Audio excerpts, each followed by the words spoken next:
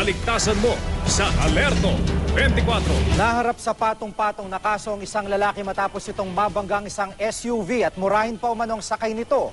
Ang hindi niya alam, isa palang mataas na opisyal ng PNP ang driver ng nadisgrasya niyang sasakyan.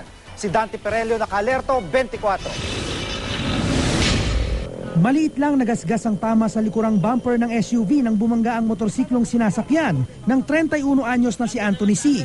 Pero naging komplikado ang sitwasyon dahil imbis daw na humingi ng dispensa si C, nagbitaw raw ito ng maanghang na salita sa mga sakay ng SUV na sina Police Senior Superintendent Rodelio Hoxon na Provincial Director ng Tawi-Tawi at misis nito.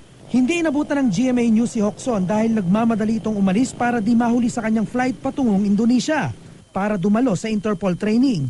Pero ayon sa kanyang may bahay na nagmamaneho ng SUV, papunta na sila ng kanyang mister sa airport pasado alas 5 ng umaga kanina nang biglang may bumangga sa kanilang likuran habang nakahinto sa stoplight. Bumaba yung husband ko, tinignan, nagpakilala siyang NBI. So nagpakilala ang husband ko na pulis siya.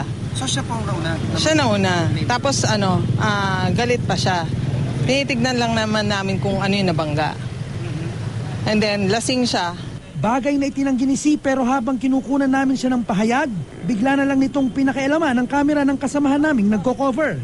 Sige, tingnan mo sa likod. Wala naman. Hindi, tingnan natin yun. Nakuha na namin yan kanina. Oo, sige. Nakabangga sa likod, pero konti naka-ipinensya lang. Sabi niya, pulis daw siya. Sabi ko, sir, kahit ikaw pulis, di ba? Dapat pakita ka na, hingi siya lang lisensya ko o bigyan ko lisensya. Dapat, lisensya na pakita na sa akin. Tama? Pero wala siya pakita.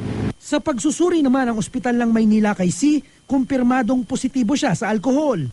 Nahaharap siya ngayon sa patong-patong na kaso. Available po yan, yung kanyang mga kaso.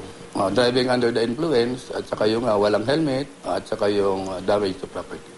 Dante Perello, naka-Alerto 24.